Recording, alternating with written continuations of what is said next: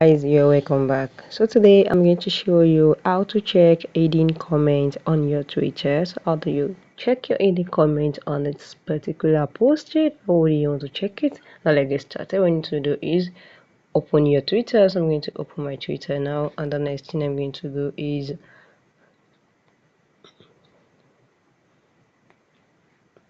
go to my Twitter account.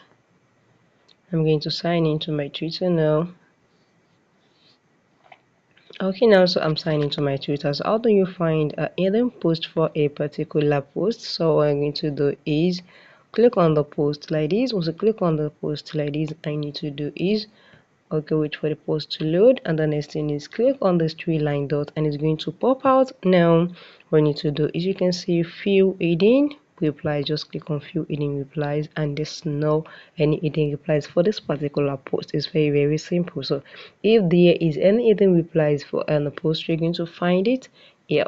So guys, if you found this video helpful, click the like button, share, drop a comment, and subscribe. See you next.